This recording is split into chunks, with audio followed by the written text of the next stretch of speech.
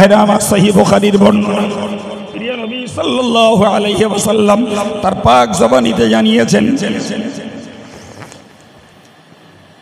সাবআতুন ফি যিল্লিহি ইয়াওমা লা যিল্লা ইল্লা যিল্লুহু। আল্লাহ বললেন 7 শ্রেণীর লোককে কিয়ামতের দিনে একটি মাত্র ছায়া, যেটি আল্লাহর আরশের ছায়া, ওই আরশের ছায়ার নিচে 7 শ্রেণীর লোককে জায়গা দেওয়া হবে। কেউ গাজুয়ারি করে, ধস্তাধস্তি করে, কোস্তাকুস্তি করে ওই আরশের নিচে জায়গা নিতে পারবে না, বরং আল্লাহ পাক আগে থেকেই জানিয়েছেন এই 7 শ্রেণীর লোককে আরশের নিচে জায়গা দেওয়া হবে। আমরা ছেলেবেলায় একটা বই পড়েছিলাম নিচু ক্লাসের দিকে, বইটা একটা আরবি বই। তো বইটাতে একটা গল্পের একটা প্রবন্ধে লেখা ছিল হেডলাইনে, কুন আহাদাম মিনাস সাবা, মানে কি তুমি 7 জনের একজন হও। সহজ বাংলা মানে তুমি 7 জনের একজন হও। তুমি 7টা শ্রেণীর 7টা গুণ জোগাড় করতে পারলে আলহামদুলিল্লাহ, না হলে 6টা, না হলে 5টা, না হলে 4টা, না হলে 3টা, না হলে 2টা, একেবারে ন্যূন পক্ষে তুমি একটা গুণ জোগাড় করে মরো। তাহলে কিয়ামতের দিনে ওই উত্তপ্ত ফুটন্ত সূর্যের নিচে তোমাকে আর কষ্ট পেতে হবে না। আল্লাহ পাক তোমাকে আরশের ছায়ার নিচে জায়গা দান করবেন। ভাই, কর্তৃপক্ষ আমার একটা সময় বেঁধে দিয়েছেন, আমি সেই সময়ের ভিতরেই এই কমপ্লিট সেন্সটা আপনাদের মতো জ্ঞানী গুণী মানুষকে একটু শেয়ার করছি। নাম্বার 1, ইমামুন আদিলুন। প্রথমটা হলো পৃথিবীতে যারা ন্যায় বিচারক নেতা হবে, এই ন্যায় বিচারক নেতাকে কিয়ামতের দিনে আরশের ছায়ার নিচে ডেকে জায়গা দেওয়া হবে। প্রিয় ভাই আমার, আমরা সবাই জ্ঞানী এবং সবাই সামাজিক এবং বাস্তবমুখী। আপনি একটু বলবেন আজকে দেশের রাজনৈতিক নেতা যারা আর দেশের আদালতের বিচারক যারা, আপনাদের সেন্সে কি মনে হয়েছে যে বর্তমান রাজনৈতিক নেতা আর আদালতের বিচারক এরা ন্যায় নিষ্ঠার সঙ্গে বিচার করে বলে মনে হয়? তাহলে যারা নেতৃত্বের স্থান দখল করেছে তাদের কাছ থেকে আজকে আমরা সুবিচারের আশা রাখতে পারছি না। তাহলে এরা দুর্নীতিবাজ অথবা বলি অবিচারক। দুঃখের সঙ্গে বলতে হয়, জি আমার দেশ, আমার দেশের আদালত বিচার করছে। বেয়াদবি নেন না, সত্যটা স্বীকার করানোর জন্যই বলছি। আমার দেশের আদালত বিচার করলো যে সমকামিতা জায়েজ, বৈধ। সমকামিতা মিন্স পুরুষে পুরুষে বিবাহ, নারীতে নারীতে বিবাহ। নাউজুবিল্লাহ বলে। আমার আল্লাহ ১৫০০ বছর আগে কোরআনে বললেন, ফানকিহু মা তাবা লাকুম মিনান নিসা, তুমি বিয়ে করার সমর্থবান শারীরিক শক্তিতে এবং আর্থিক সঙ্গতিতে, তাহলে তুমি মেয়েদের মধ্য থেকে কাউকে বিয়ে করো। ভাই কি বলবো আপনায়, আমি যখন কোরআনের এই আয়াতের তাফসীর পড়েছিলাম ছাত্র জীবনে, জি, তো তখন ব্রেনের চিন্তাধারা পরিধি ছিল ছোট। তো মনে মনে ভাবছিলাম যে মদ্দার মেয়েই তো বিয়ে হয়, তাহলে এই সরল কথাটি আল্লাহ কোরআনে বললেন কেন? যখন ডাগর হয়েছি তখন বুঝেছি যে আপ কান্ট্রির পশুরা ছেলে ছেলে বিয়ে করে, মেয়ে মেয়ে বিয়ে করে। জি, সম্প্রতিকালে ভারতবর্ষে ওই পশুত্বের চরিত্র হাজির হয়েছে। এরাও অনুমোদন করেছে সমকামিতা, পুরুষ আর মহিলা এরা নয়, পুরুষে পুরুষে আর মেয়ে মেয়ে বিয়ে অনুমোদন করেছে। তখন মনে হয়েছে আমার আল্লাহ ভবিষ্যৎ বক্তা এই সর্বনাশ করবে পৃথিবীর এক শ্রেণীর দুশ্চরিত্রবানেরা, তাই সাবধান করে দিল, বিয়ে করবে তো মেয়ে করো। সুবহানাল্লাহ বলবেন। এই হচ্ছে এদের বিচার। এরা বিচার করে দিল, এরা বিচার করে দিল পরকীয়ায় কোনো ক্লেম চলবে না। বেয়াদবির ক্ষমা চাইছি। একজনের স্ত্রী আর এক স্বামীর সঙ্গে রাত যাপন করবে, জি, আর একটা স্বামী আর একটা স্ত্রীর সঙ্গে রাত যাপন করবে, ভারতবর্ষের কোর্টে এর বিরুদ্ধে ক্লেম নাই। এই হচ্ছে এদের বিচার। এরাই বিচার করে দেখিয়ে দিল জি সম্রাট বাবরের পীরের স্মৃতি, জি শাহ আবু আলী কালান্দার রহমাতুল্লাহ আলাইহির স্মৃতিতে সম্রাট বাবর মসজিদ বানালেন। এরা সেই মসজিদের নিচেই খুঁজে পেল মন্দিরের স্থাপত্য। মাথায় কিছু ঢুকছে আমার কথা? এদের বিচারেই তৈরি হলো সেখানে রাম মন্দির। কিছু বুঝছেন? লেটেস্ট আবার একটা ফর্মুলা দিল, সেটা কি যে ভারতীয় আইন বাবা মারা গেলে ছেলে যতটা সম্পত্তি পাবে মেয়ে ততটা পাবে। জানেন এটাই ভারতবর্ষের বিচার। এখন যদি কোনো মুসলিম মেয়ে ধর্মহারা হয় সে ভারতীয় আইনের দ্বারস্থ হবে, ভাইয়ের গলায় পা দিয়ে সম পরিমাণ জমি নিয়ে নেবে। কিন্তু আমার আল্লাহর কোরআন বলে দিল ইউসিকুমুল্লাহু ফি আওলাদিকুম লিযাকারি মিসলু হাদ্দিল উনসাইন। আল্লাহ পাকের নির্দেশ হলো পুরুষ যা পাবে মেয়ে তার অর্ধেক। কারণ মেয়ে আজকে বাপের কাছে পাবে, কালকে স্বামীর কাছে পাবে, পরশু ছেলের কাছে পাবে। এই কথা বুঝতে পারছেন? তাহলে আমার আল্লাহর বিচারের সমতা আছে, কিন্তু আজকে আমার দেশের আদালতের বিচারেই আমাদেরকে মুখে বলতে হচ্ছে মহামান্য আদালতের বিচারকে শ্রদ্ধা জানিয়ে বলছি।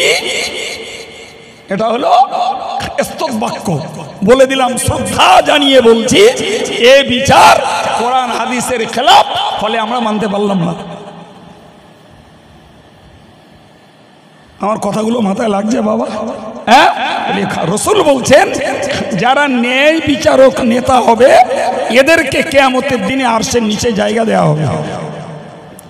ভাই আমি পার্টিকুলারলি কাউকে বলছি না, আর আমার দৃষ্টিতে রাজনৈতিক অঙ্গনে আমি সাধু খুব একটা দেখতেও পাই না। জি, তবে দেশের নাগরিক হিসাবে ভোটাধিকার আমার একটা পবিত্র অধিকার, সেটা সমকালীন অবস্থাতে প্রয়োগ করি। কিন্তু সত্য কথা বলতে হবে, আজকের গোটা দেশ জুড়ে সমস্ত দলের কাছেই চলছে জনগণকে শুষে এরা হাঙর কুমির তৈরি হয়েছে। কথা বলছেন না কেন? এরা ন্যায় বিচারক। হ্যাঁ, সম্মানিত ভাইরা আমার খুব ভালো করে মনে রাখুন, ওদের কথা আপন জায়গায় সাইড করে দিয়ে বলছি, আমরা যারা ইমানদার মুসলমান, আমরা অভিভাবক, আমরা কোর্টের বিচারক নই, সমাজের বিচারক নই, আমরা জনপ্রতিনিধি নই, কিন্তু প্রত্যেকেই আমরা পরিবারের একজন প্রতিনিধি। ঠিক না বল? প্রিয় নবী বলেছেন কুল্লুকুম রা ওয়া কুল্লুকুম মাসউলুন আন রাইয়াতি। তোমরা প্রত্যেকেই এক একজন দায়িত্বশীল এবং তোমার অধীনস্থদের ব্যাপারে তোমাকে কিয়ামতের দিনে কৈফিয়ত করা হবে। আমি আপনাকে বলবো, এতক্ষণ বকিছি এই কথাটা বোঝাবার জন্য ভাই, আমরা পঞ্চায়েতের বিচারক নই, থানার বিচারক নই, কোর্টের বিচারক নই, কিন্তু আমরা পরিবারের দায়িত্বশীল। আমার পরিবারের সদস্য, আমার স্ত্রী আছে, আমার মা আছে, আমার মেয়ে আছে, আমার বোন আছে। মহিলা গ্রুপের 4 জন, পুরুষ গ্রুপে আমার আব্বা আছে, জি আমার ছেলে আছে, আমার ভাই আছে, আমার সবাই আমার পরিবারের সদস্য। আমাকে ভাবতে হবে আমি আমার এই সদস্যগুলোর মাঝে অবিচারটা যেন না করি। মায়ের জন্য এক বিচার, স্ত্রীর জন্য আর এক বিচার, মেয়ের জন্য আর এক রকম, বোনের জন্য আর এক রকম, আব্বার জন্য এক রকম, ছেলের জন্য আর এক রকম, জি ভাইয়ের জন্য আর এক রকম। সাবধান হতে হবে, আপনিও অবিচারকের আর একজন আসামি। এই কথা বুঝতে পারছেন না?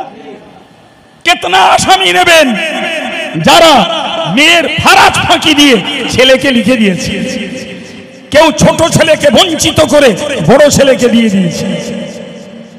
আছে না নাই? মিয়া সাহেব নামাজ পড়ে কপালে দাগ করছো, দাড়ি ভালো রকম ঝাঁপানো এক গোছা মুখে আছে, আর ফারাস পাঁকি মেরে কপালে ঠুকে টিউমার বানাচ্ছ। তোমার খবর আছে? তোমার খবর আছে? তুমি কগাছা দাড়ি রাখবে আর কত বড় টিউমার তৈরি করবে সেজদা দিয়ে। তোমার মেয়ে তোমার পাওনা গন্ডা বুঝে নেবে কিয়ামতের দিন। তুমি যে ছেলেকে বঞ্চিত করবে সে ছেলে তোমার কাছ থেকে বুঝে নেবে। সুতরাং আমরা কোর্টে না যাই, পঞ্চায়েতে না যাই, থানায় না যাই, যে ছোট্ট পরিবারের কর্তা আমি, আমাকে এই হাদিস থেকে মনে রাখতে হবে যে আমি আমার পরিবারটার ভিতরে সাম্যের বিচার করব এবং এই বিচারের গুণে কিয়ামতের দিনে আরশের ছায়ার নিচে জায়গা নেব। সুবহানাল্লাহ হবে না?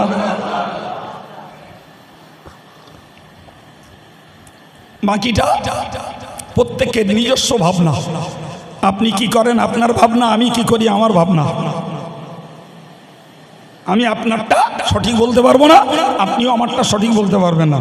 অতএব যার সিদ্ধান্ত তার নেওয়াই বুদ্ধিমানের কাজ।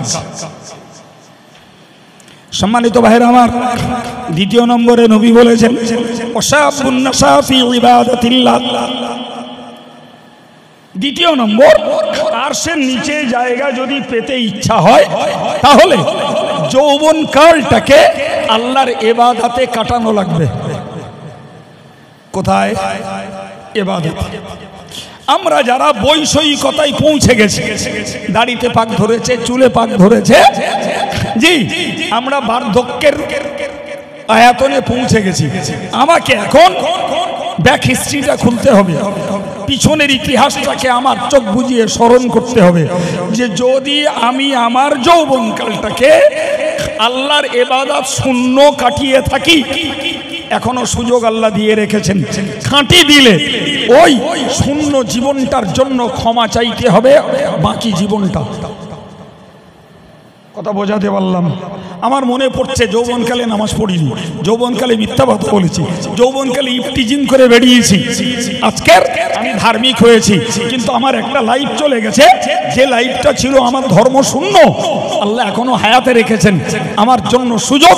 আমি তওবা করলে আমার আল্লাহ আমায় মাফ করে দেবে। সুবহানাল্লাহ। কিন্তু হে যুব সমাজ, হে প্রিয় ছেলেরা, আজকের যাদের রানিং লাইফ, চলমান জীবন চলছে ইসলাম বিরোধী, চলমান জীবন চলছে কোরআনের বিপক্ষে, চলমান জীবন চলছে উত্তক্ত করতে, চলমান জীবন চলছে যাদের সিরিয়ালের পিছনে, চলমান জীবন চলছে রাজনীতির পিছনে, চলমান জীবন চলছে মোবাইলে ফ্রি ফায়ার আর পাবজি খেলতে, চলমান জীবন চলছে তাস জুয়ার পিছনে, চলমান জীবন চলছে খেলার পিছনে। হে ছেলে, সত্যিই যদি তুমি ইমানদার বলে নিজেকে পরিচয় দাও, তোমার এই গতিতে এই মুহূর্তে ব্রেক করা দরকার। যা করেছি আর নয়। অনেক বুঝেছি, ওতে কত মজা আছে, কত মজা আছে গানে, কত আড্ডায়, কত তাসে, কত জুয়ায়, কত নারীর পিছনে উত্তক্ত করার পিছনে কত তৃপ্তি রয়েছে, বুঝে গেছি। অনেক অনেক স্বাদ, অনেক টেস্ট এর আগে নিয়েছি, আর নয়। এবারে ইবাদতে আমি আমার নিজেকে যুক্ত করতে চাই। যদি লাইফ স্টাইলটাকে চেঞ্জ করে আধুনিকত্ব থেকে ধর্মের দিকে ফিরে আসা হয়, বাকি জীবনটা যদি কাটানো হয়, তবেই তো আরশের নিচে জায়গা পাওয়ার আশা করা যায়। সম্মানিত ভাইরা আমার, প্যারে নবী বলেছেন ইন্নাল হাসানা ওয়াল হুসাইনা সাইয়্যিদা শুবাবি আহলিল জান্নাত। সেই হাদিস নবী বললেন যে কিয়ামতের দিনে বিচার হতে যে যুবকগুলো জান্নাতে যাবে, এই যুবকদের নেতা হবে ইমাম হাসান আর ইমাম হুসাইন, দুই ভাই। সুবহানাল্লাহ বলেন। বুড়ো অবস্থায় মরে যাবে আর জান্নাতি হবে, এই বুড়োদের নেতা রাসূলুল্লাহ বলেছেন সাইয়্যিদা কুহুলি আহলিল জান্নাতি আবু বকর ও ওমর। হযরত আবু বকর, হযরত ওমর বৃদ্ধ অবস্থায় মৃত্যুর পরে যারা জান্নাতি, তাদের নেতা আবু বকর, ওমর।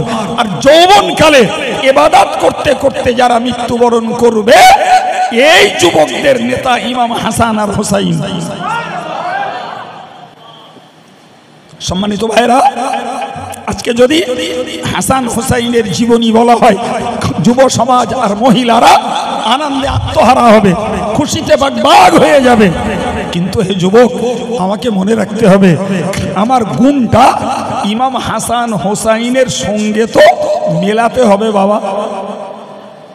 ইমাম হাসান হুসাইনের সঙ্গে আমার গুণটা যদি মেলাতে পারি, তবে তো হাসান হুসাইনকে জান্নাতে আমি নেতা হিসাবে পাবো। কথা বলেন না কেন? কিন্তু আমার যৌবনকালে ইবাদতের সঙ্গে সম্পর্ক নেই, তাহলে হাসান হুসাইন আমার নেতা হবেন, এটা কেমনে সত্য হবে বাবা? বেয়াদবির মাপ চাইছি জানেন জি। এই যৌবনকালের 1 রাকাত নামাজ পড়া আর বৃদ্ধকালের 70 রাকাত নামাজ পড়া সমপর্যায়ে। তার মানে সহজ কথায়, বুড়ো বয়সে 70 রাকাত নামাজ পড়লে আল্লাহর কাছে যে মজুরি পাওয়া যাবে, যুবক ছেলেটি যদি যৌবনকালে নামাজের মতো 1 রাকাত নামাজ পড়ে 70 রাকাতের সমতুল্য মজুরি পাবে। ভাই, সাধারণ নিয়ম কি? যাতে যার কষ্ট বেশি, মজুরি তার বেশি হওয়া উচিত, ঠিক কি না? তো দৈহিকভাবে যুবকের নামাজের তুলনায় বৃদ্ধের নামাজে কষ্ট বেশি। কিন্তু জানেন তো, সাইকোলজি বলে এটাই যে বুড়োর হয় দেহের কষ্ট আর যুবকের হয় মনের কষ্ট। দেহের কষ্টের তুলনায় মনের কষ্ট অত্যন্ত সিরিয়াস। যারা দেহের কষ্ট করে, সারাদিন ফ্যান চালায়, সন্ধ্যাবেলা শাক ডাল যা পায় খেয়ে নাকে তেল মারতে হয় না, বিনা তেলে ঘুমোচ্ছে, পাশ দিয়ে সারা রাত ট্রাক চলছে, ওর ঘুম ভাঙে না। ও পুরো অক্সিজেন পেয়ে গেল, সকালবেলা আবার লোডিং ভ্যান নিয়ে চললো। এভাবেই চলছে তার 40 বছরের জীবন। সুবহানাল্লাহ বলেন। এমন গরিব মানুষ আছে না নাই? জি। আর যে লোকটার ব্রেনে টেনশন, এসি রুমে স্পঞ্জে শুয়ে আছে, ওকে রাত 12টায়, 1টায়, 2টোয়, 3টেই যখন আপনি টোকা মারবেন ওর উত্তর পাবেন। কি গো, ঘুমাওনি? না, ঘুম আসতেছে না গো, খুব টেনশনে আছে। কথা বলেন, ঠিক না ভুল? হ্যাঁ, কেউ ওষুধ খাচ্ছে, একটার জায়গায় 2টো ট্যাবলেট মারতেছে, স্লিপার ট্যাবলেট, তাও ঘুম নাই। জি ভাই, প্রসঙ্গ তো বলেই ফেলি, উপকার হলে অনেকের হবে। যদি কারোর ঘুম না হয়, সব থেকে ভালো ওষুধ হলো হাতে একটা তসবিহ নেবেন। দুনিয়ার ডাক্তারের ওষুধ খেতে হবে না, একটা তসবিহ নেবেন। ঘুম আসছে না, তসবিহটা পড়বেন, সুবহানাল্লাহ সুবহানাল্লাহ সুবহানাল্লাহ সুবহানাল্লাহ। শয়তান ঘুম পাড়িয়ে দেবে তাড়াতাড়ি। ও জানবে এ জাগিয়ে রাখলি এর নেকির পাল্লা ভারী হচ্ছে, এ তাড়াতাড়ি ঘুম পাড়া। সত্যি ঘটনা। আরে বাবা, অ্যাকচুয়াল মানুষের ভিতরে টেনশন ফিলিংস এনে দেয় শয়তান। মানুষের ফ্রি মাইন্ডটাকে দুশ্চিন্তায় ফেলে দেয় শয়তান। আর যখনই দুশ্চিন্তায় পড়ে, তখনই মানুষের ঘুমের ব্যাঘাত ঘটে। আর যেই মানুষটা তসবিহ পড়ে, ভাই, শয়তান দেখে এরে জাগিয়ে রাখলে বিপদ, ঘুম আপনি চলে আসবে।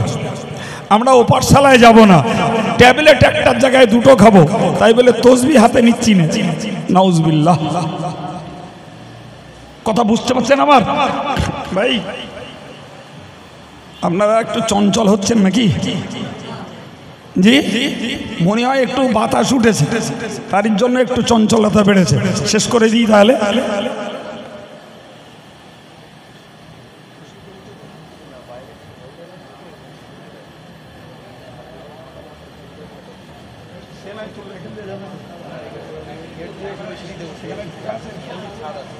তাহলে বলে দিই, মায়েরা যারা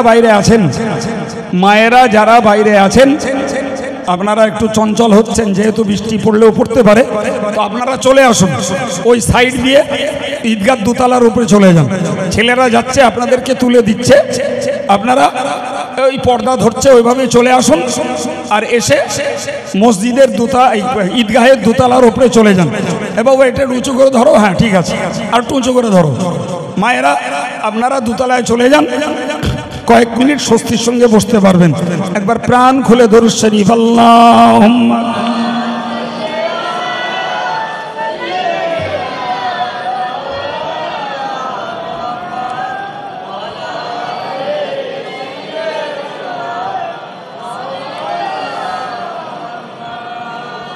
আচ্ছা, আমরা আর ওই দিকটাই মনোযোগ না দিই। কর্তৃপক্ষ ছেলেরা দাঁড়িয়েছে, ওরা মেয়েদের জন্য একটা নিরাপদ জায়গা দিচ্ছে। আমার দিকে ফিরি ভাই, এবার একটু বুঝো। এই যে বিরাট একটা তারতম্য, বুড়ো পাবেন 70 রাকাতে যে সওয়াব, যুবক পাবে 1 রাকাতে তাই। এই রহস্যটা কি ভাই? রহস্যটা খুব বাস্তবমুখী। সেটি হলো, দেখুন সত্যকারের কথা, সেটা হলো যে বৃদ্ধ মানুষটার না আজকে আর কেউ ডাকে না। ওরে গানে ডাকছে না, জুয়ায় ডাকছে না, খেলায় ডাকছে না, রাজনীতির নেতারাও ডাকতেছে জি, কোনো মহিলা তাদেরকে আর ভ্রুক্ষেপ করছে না।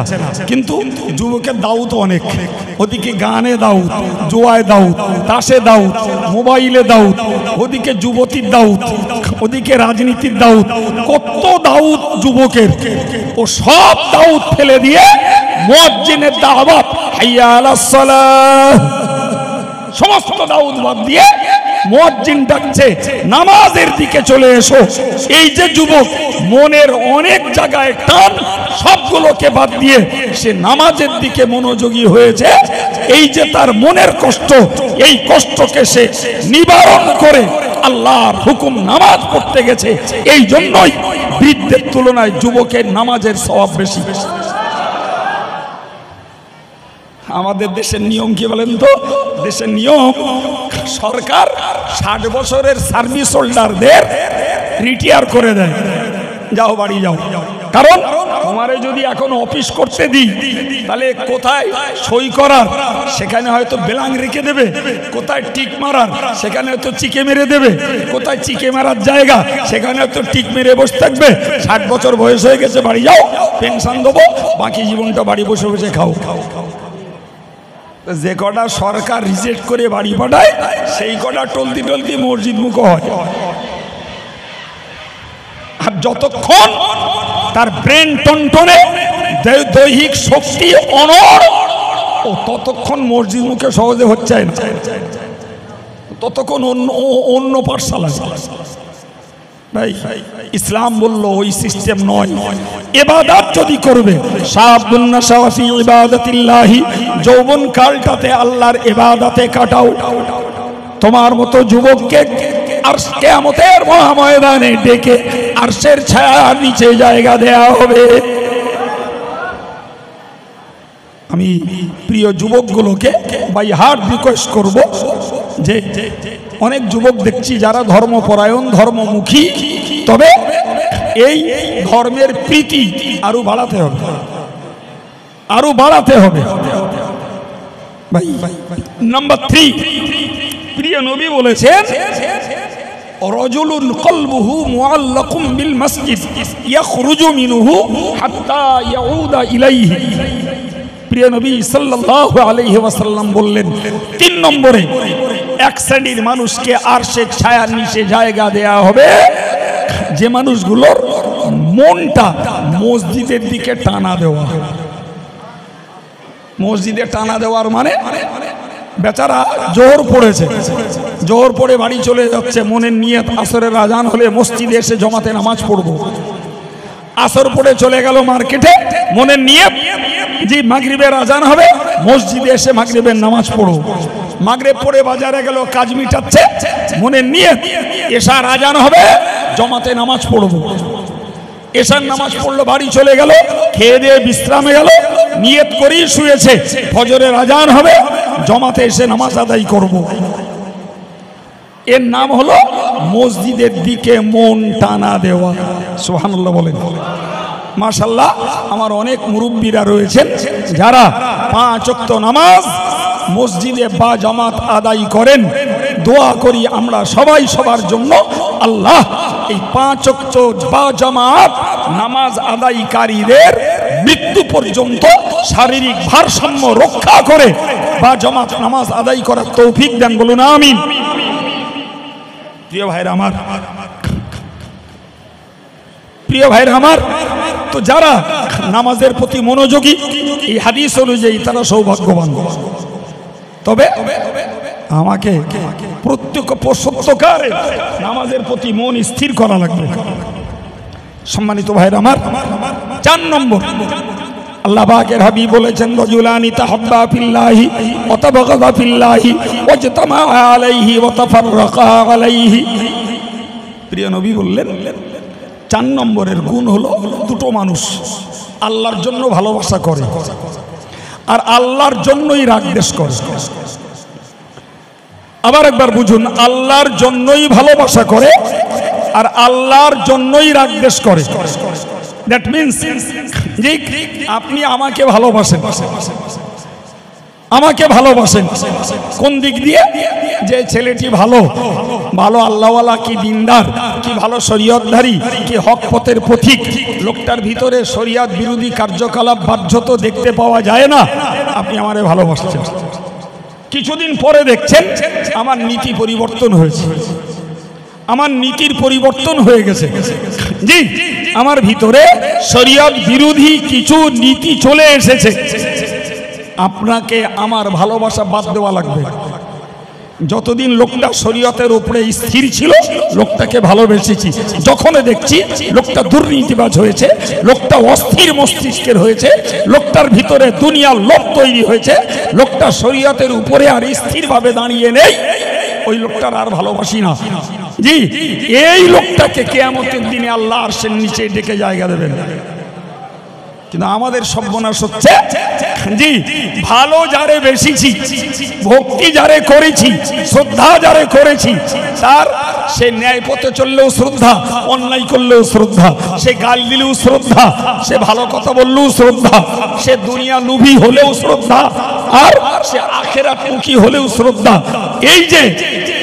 এই যে সব ক্ষেত্রে আমি আমার ভালোবাসা প্রদান করছি, এটি কখনো খাঁটি ইমানদারের কাজ নয়। তুমি যত ভালোবাসার হও, তুমি যদি শরীয়তের বিপক্ষে চলেছ, মন থেকে তোমাকে মুছে ফেলে দেব, তবেই আমি খাঁটি ইমানদার, আমার জন্য আরশের নিচে জায়গা। জি আমার ভালোবাসার মানুষটা সে অন্যায় করবে, সে গালি দেবে, সে দুর্নীতিবাজ হবে, সে আখিরাতকে ত্যাগ করে দুনিয়ামুখী হবে, তারপরেও আমি ভালোবাসবো। ভাই এ নীতি ইসলাম শেখায়নি।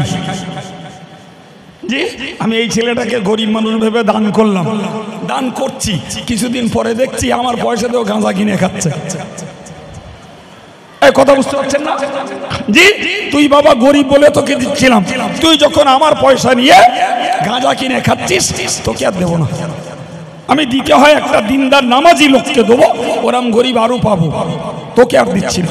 রাসূলুল্লাহ বললেন, আল্লাহর জন্য যারা ভালোবাসে আর আল্লাহর জন্য যারা রাগ করে, আল্লাহর জন্য কাউকে কিছু দেয় আর আল্লাহকে সন্তুষ্ট রাখার জন্য কাউকে দেওয়া বন্ধ করে, জি এই গুণসম্পন্ন মানুষকেও আল্লাহ আরশের ছায়ার নিচে জায়গা দান করবেন। কিন্তু আমাদের সর্বনাশ হচ্ছে ভাই, দাঁতাল হোক, মাতাল হোক, আর সুদখোর হোক, আর মদখোর হোক, আর মৌলানা হোক, আর মুফতি হোক, আর পীর সাহেব হোক, আর পীরজাদাই হোক, জি যার সঙ্গে আমার দহরম মহরম, যার সঙ্গে আমার হরিহর আত্মা, যার সঙ্গে আমার অন্তরের মিল মোহাম্মত, সে যত অন্যায় করুক তারপরেও সে আমার কাছে ভালোবাসার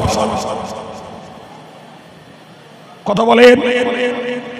আমার রাসূল বলেছেন, হুব্বুকা শাই ইউনি ওয়া ইউসিম্মু। রাসূল বলেছেন, তুমি যারে ভালোবাসো না তার ব্যাপারে তুমি অন্ধ আর বোবা হয়ে যাও, তার দোষও দেখতে পাও না, আর তার অন্যায় কাজের ব্যাপারেও মুখ খোলো না। এটাই হয় বাস্তব অবস্থা। রাসূলের কথা কত গভীর, যে তোমার ভালোবাসার ব্যক্তিটার ব্যাপারে তুমি একদিকে হয়ে যাও অন্ধ, তার দোষ দেখেও দেখতে চাও না, আর একদিকে হয়ে যাও বোবা, তার দোষের ব্যাপারে তুমি সরব হও না। এটি কখনো ইমানদারিত্বের গুণ নয়। বরং ছেলের উচিত বাপ অন্যায় করছে তার সম্মান বজায় রেখে বাপকে বলা, বাপের উচিত ছেলে অন্যায় করছে তার অন্যায়টাকে বলে দেওয়া। পীর সাহেবের উচিত আমার যত ভক্তই হোক অন্যায় করছে তাকে ইনফরমেশন দেওয়া, বাবা তোমার এই কাজটা করা ঠিক না। হ্যাঁ, আমি দেখছি ওরে বলে দিলে হয়তো খেপে যাবে নি, প্রচুর নজরানা পাওয়া যায়, ওরে খেপিয়ে লাভ নি, ও যা পারে করুক, যা আমারটা তো ঠিক দিয়ে যাচ্ছে। কথা বলছেন না কেন? আমি কি মরিচ ঝাঁপির কথা বলছি মনে হচ্ছে? আমি মরিচ ঝাঁপিরে বাস করি না, এই সমাজে বাস করি, যেটা বলছি এটাই বাস্তব। সম্মানিত ভাইরা আমার, 4টে হয়েছে, 5ম নম্বরের কথা বলছি, মনে রাখুন। প্রিয় নবী বললেন যে কোন ব্যক্তিকে রজুলুন দাআতুহু যাতু হাসাবি ওয়া নাসাব ফাকালা ইন্নী আখাফুল্লাহ, একজন যুবককে একজন বংশীয়া মেয়ে, সুদর্শনা, লাবণ্যময়ী, রূপবতী একটা সুন্দরী যুবতী একটা যুবককে ডাকছে, তুমি এসো আমার সঙ্গে এই নির্জনে যৌন ক্ষুধা মেটাও। যুবক সব কিছু জেনে শুনে বলল, ইন্নী আখাফুল্লাহ, আমি আল্লাহকে ভয় করি, পৃথিবীর কেউ দেখছে না কিন্তু আমার আল্লাহ দেখছেন, অতএব আমার দ্বারা ওকে সম্ভব নয়। সুবহানাল্লাহ বলেন। ওই যুবককে আরশের নিচে আল্লাহ জায়গা দেবেন। 6 নম্বরে নবী বললেন, অরাজুলুন যাকারাল্লাহ খালিয়ান ফাফাদাত আইনাহু, প্রিয় নবী বললেন যে লোকটা নির্জনে নিভৃতে রাতের আঁধারে কিংবা নিজের ঘরের কোণে বসে বসে আল্লাহর জিকির করেছে, আল্লাহ আল্লাহ আল্লাহ আল্লাহ আল্লাহ, একটা সময় আল্লাহর প্রেমে তার চোখ দিয়ে পানি ঝরেছে। নির্জনে যে লোকটা আল্লাহ আল্লাহ করেছে তার চোখ দিয়ে আল্লাহর ভয়ের পানি ঝরিয়েছে, ওই লোকটাকে কিয়ামতের ময়দানে আল্লাহ আরশের ছায়ার নিচে ডেকে জায়গা দেবেন। সুবহানাল্লাহ, ব্যাখ্যা দেওয়ার অবকাশ আর নাই। 7 নম্বরে নবী বলেছেন, রাজুলুন তাসাদদাকা বিসাদাকাতিন ফাআখফাহা হাত্তা লা তা'লামা শিমালুহু মা তুনফিকু ইয়ামিনুহু। প্রিয় নবী বললেন যে একজন লোক দান করেছে ডান হাত দিয়ে, বাম হাত তার খবর রাখে না। জি, এই যে আমরা সহজ হাদিসের মানেটা বললাম, তো বাম হাত খবর রাখবে না তো কি করবো? বাম হাতটার পেছন দিকে এলে যাবো না এটারে পকেটে পুড়িয়ে দেবো, দেতাই দান করবো? এবার হাদিসের ব্যাখ্যা ওই নয়। তুমি 2 হাত দিয়ে দান করো না বাবা, কোনো সমস্যা নেই, ব্যাপারটা অন্য জায়গায়। ব্যাপারটা হলো দানের বিনিময় তুমি জিন্দাবাদ করাবার ইচ্ছা করো না, দানের বিনিময় তুমি দানবীর দাতা নামে আখ্যায়িত হওয়ার ধান্দা করো না। জি, তুমি দান করো কেবলমাত্র একমাত্র শুধুমাত্র আল্লাহকে সন্তুষ্ট করার জন্য, ওই দাতাকে আরশের নিচে ডেকে আল্লাহ জায়গা দেবে। মসজিদে সবার সামনে দান করছো 10,000 টাকা, জি তোমার নামে আমি দান তুলছিলাম, হদ্দব জিন্দাবাদ দিয়ে দিলাম। জি, ওর তুলনায় বহু গুণে মূল্যবান মসজিদে একটা দানের বাক্স আছে মুসলমানের জন্য, সবার জন্য নয়। জি, তো ওই দানের বাক্সে রাতের বেলা এসে 20টা 500 টাকার নোট ভরে দিয়ে চলে গেলাম। কেউ জিন্দাবাদ দেবে? কথা বলেন, কথা বলেন। মসজিদ কমিটি বাক্স খুলে দেখবে 500 টাকার 20টা নোট মানে 10,000 টাকা আল্লাহর কোন বান্দা ঢুকিয়ে দিয়েছে। তোমার ওই দানের বিনিময়ে তুমি আরশে আল্লাহ জায়গা পাবে। জি, কটা বললুম বাবা? 7টা কথা বলেছি, 7টা একবার গুনে দিচ্ছি। জি, ন্যায় বিচারক নেতা, যৌবনকালের ইবাদতকারী, 5 ওয়াক্ত নামাজ জামাতের সঙ্গে মসজিদে আদায়কারী, আল্লাহর জন্য ভালোবাসা করে আর আল্লাহর জন্য রাগ দেশ করে। 5 নম্বর, যুবতী ডাকছে ব্যভিচারের জন্য, যুবক সাড়া না দিয়ে বলল আমি আল্লাহকে ভয় করি। 6 নম্বর, নির্জনে জিকির করে আর আল্লাহর ভয়ে কাঁদে। 7 নম্বর, আল্লাহর সন্তুষ্টির জন্য দান করে। এই সপ্ত গুণ সম্পন্ন ব্যক্তি আল্লাহর আরশের ছায়ার নিচে জায়গা পাবেন। জি, তো 7টা হোক, 6টা হোক, 5টা হোক, 4টা হোক, 3টে হোক, 2টো হোক, মিনিমাম একটা গুণ আমাকে জীবনে জোগাড় করে মরার দৃঢ় সংকল্প আমাদের সবাইকে নেওয়া লাগবে বাবা। তবে আমি মনে করি আমার সামান্য পড়াশোনা তার ভিতর থেকে আমার বুঝে এসছে যারা জি এই 7টার ভিতরে আপনি আর সবগুলোর জন্য চেষ্টা করুন, তবে সব থেকে সহজ হলো নারী পুরুষ বৃদ্ধ বৃদ্ধা সবার জন্য সহজ হলো সেটি হলো নির্জনে আল্লাহ জিকির করা। এটাই সব থেকে সহজভাবে অর্জন করার একটা গুণ। আল্লাহ তৌফিক দেন, সকলেই বলেন আমিন। ভাই আমি যখন উঠছিলাম ছেলেরা আমার কাছে একটা প্রশ্ন ধরালো, প্রশ্নটায় 3টে লেখা ছিল, কথা লেখা ছিল, ওরা উত্তরটা দিতে বলছিল, একদম মাপা কথায় বলছি।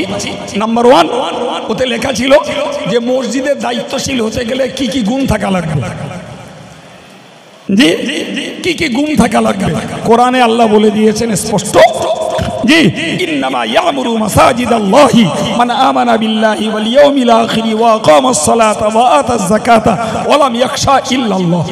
নাম্বার 1 আল্লাহর প্রতি ঈমান থাকা লাগবে, আখিরাতের প্রতি বিশ্বাস করা লাগবে, নামাজ কায়েম করা লাগবে, যাকাত আদায় করা লাগবে এবং সব বিষয়ে আল্লাহকে ভয় করা লাগবে। এই শেষ গুণটা এমন একটা গুণ, এতেই অপরাধী সাধু হয়ে যাবে। বুঝতে পারেননি? আমার ভিতরে যদি আল্লাহর ভয় থাকে জি তাহলে আমি হট্টি চট্টি করে মসজিদের সম্পাদক হতে পারবো না, আমি ঘোলে অম্বলে করে দিয়ে মসজিদের সভাপতি হব, এটা আর হওয়া যাবে না। এই গুণগুলো থাকা লাগবে।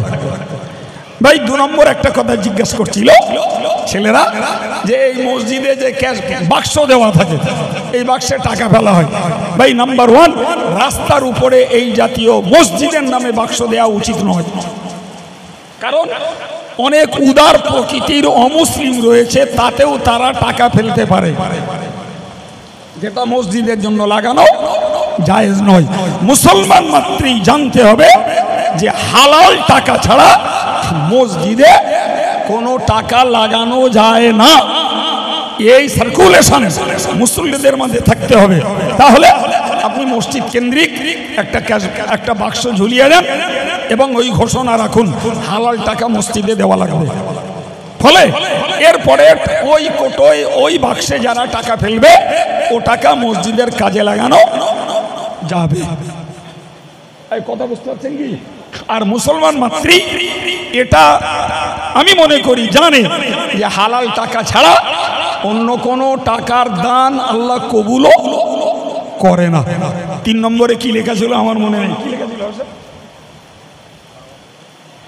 আমার কাছে নেই, যাই হোক এই দুটো মনে আছে। আর একটা কি লেখা ছিল, ছেলেরা কি লিখেছিল আমার খেয়াল নেই। জি তো এই তাদের প্রশ্নের উত্তর যাই বা হোক। ও ঠিক বলেছি, মনে হয়েছে। ইমাম মুয়াজ্জিনের সম্মান। ভাই সোজা সাপটা কথা, ইমাম মানে লিডার।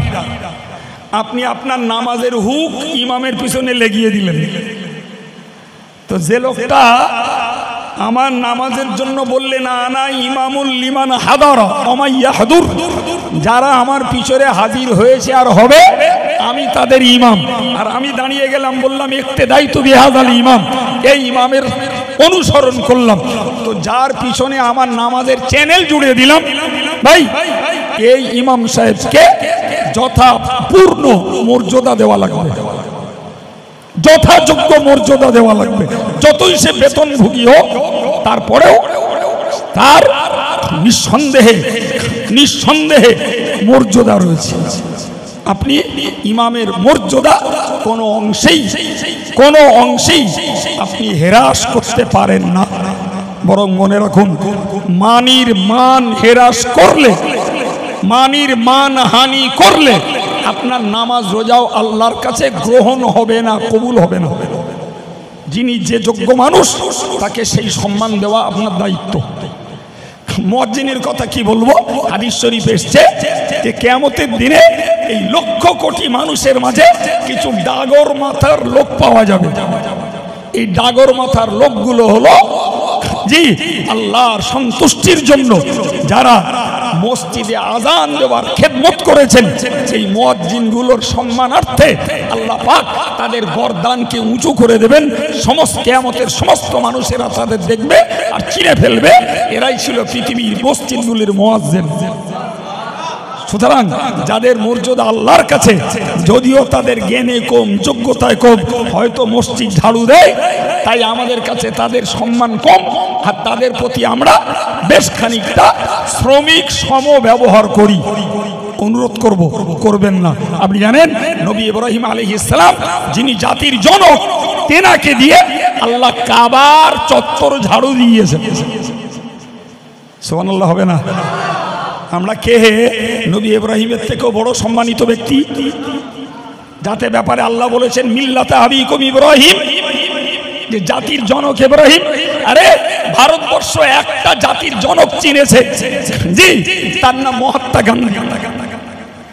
জি, মুসলমানকে চেনা উচিত মুসলিম জাতির জনক নবী ইব্রাহিম আলাইহিস সালাম। সেই ইব্রাহিমকে দিয়ে আল্লাহ কাবা শরীফকে ঝাড়ু দিয়েছেন, সাফ করিয়েছেন। একবার চিল্লে বলা যাবে না?